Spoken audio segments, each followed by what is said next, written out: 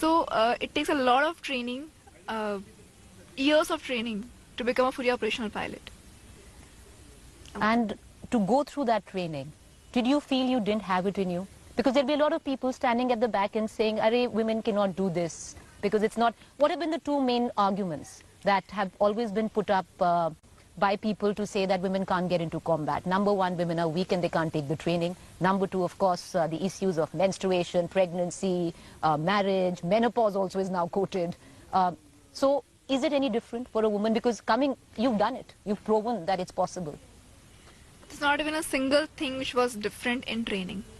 In fact, I would say that it was my instructors who are men, like who are male, I would say. They inspired me and they gave me confidence that you can do it. So, as far as you asked about talk about the biological cycles of a girl, it is completely all right. Anybody working on any sector, anywhere, from a teacher to a doctor to IAS officer, now we have lady coolie as well, right? So it does not matter. It becomes a part of your routine. So it does not matter much. It doesn't matter much. What do you think? I totally agree with Flying Officer Avni. The kind of training we went through, it was absolutely same. The boys, the cadets, we ran together, and both the sexes, we ran 40 kilometers each. So there was no difference. There was no difference in the training. The way a male cadet was treated, it was a similar fashion a female cadet was treated.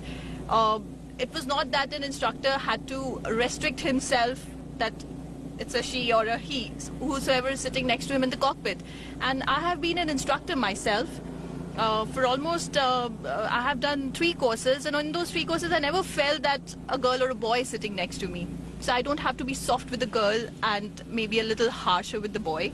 I never felt that. So in the Indian Air Force, I never felt that we are being treated a little softly, soberly, or something like that. Or the fact that you can't do it, let it be. Absolutely, absolutely. It's Nothing never at all. been like that. Never. And that's the perception you have, because that's why you are where you are. And ma'am, that's why I'd come to you. Because Wing Commander Khurana, you're the one, like we said, who opened the door. When you came in a profession, the armed forces, which epitomizes male dominance, you're the first woman to walk in. How did your peers look at you? What was the journey like? Walking into where all your colleagues are men. Preeti, I would not like to say it was a male-dominated. It was a male-oriented organization initially when we entered. And when we entered, there were around 24,000 applications which we went for the selection. And a handful of us, just 12 of us had to be selected. And when we 12 entered the portals of our Air Force Academy, that time, no doubt, the male counterparts were there who were slightly, I would not say intimidated, but they were slightly conscious of our presence. And we were also, to be very frank, we were slightly also conscious because we all were from different backgrounds, civil backgrounds. And these days, because by virtue of media, social media, a lot of advancement in technology, people are now exposed to the defense cultures. Those days, it was not that kind of exposure, especially for the women. Flying Officer Chaturvedi, does it happen with you and Squadron Leader Gupta? Does it happen with you? Do your male counterpart pull the chair for you? Because there's a certain amount of chivalry, or they treat you like it's... Because there's a certain way that we've seen all men in uniform treat women. There's a certain amount of chivalry that Wing Commander Khurana was talking about. Are you treated differently? Defense is a place where lady is respected like anything.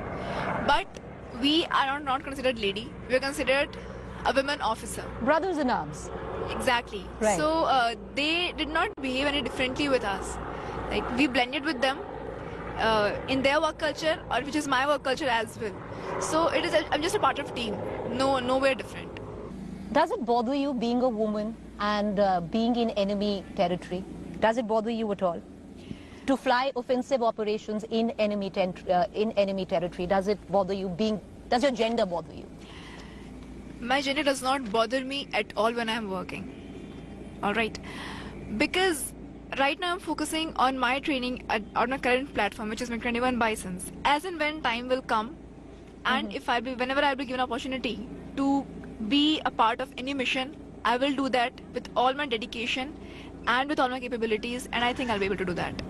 And gender would play no role in that for you? A soldier is a soldier.